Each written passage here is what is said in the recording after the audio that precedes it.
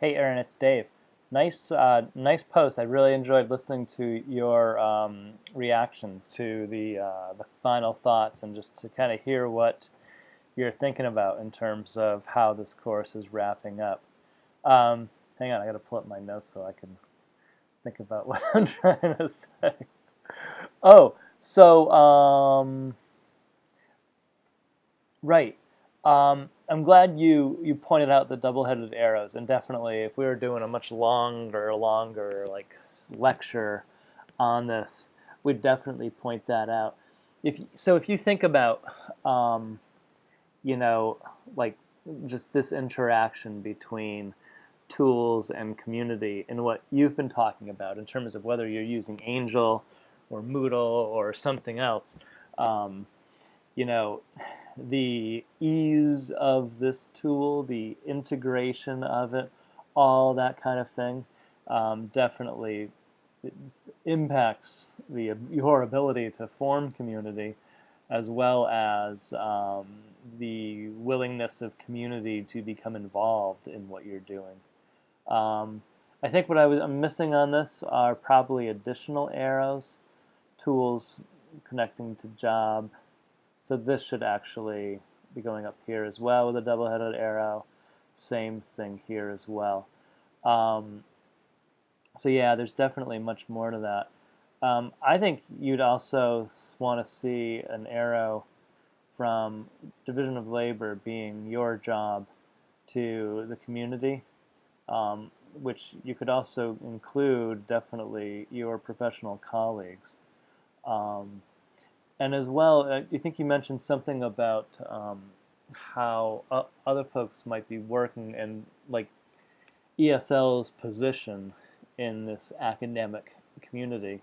Um, I think you could definitely, some universities could have some instructors or professors who are totally, whether through kind of a benevolent ignorance of ESL challenges, or just I've got the students I need and I really don't care.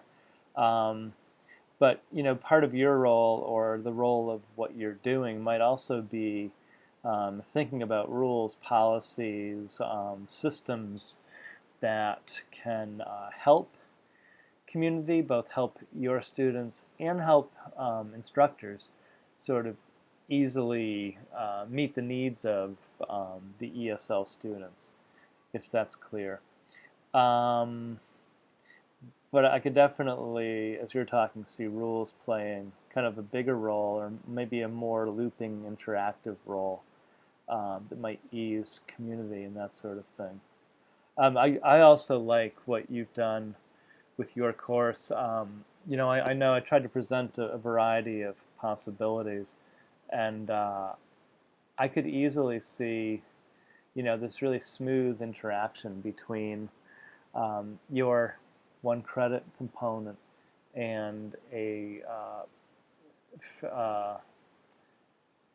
more content, subject specific based course, whether it's as you said, an ongoing kind of reading slash speaking writing log, or these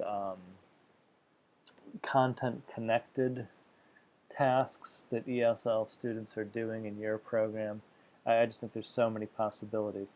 Have no worries about your work on Moodle staying here. I won't do anything with this course. It probably won't run until next summer at the earliest. So whether you decide to back it up and import it into a new Moodle someplace, or take components, do the reformatting, and put them into Angel or something else, will work just great.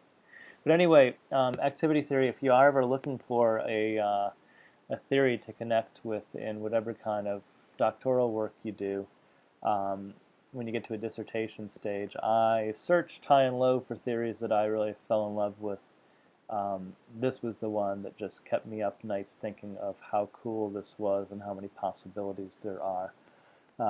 So my dissertation was on why some teachers use technology and others don't, and I used activity theory as the lens to look at the integration of technology.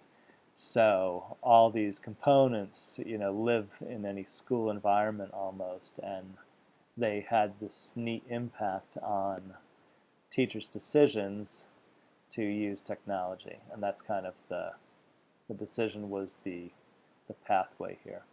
Anyway, looking forward to hear what else people come up with in this. See ya.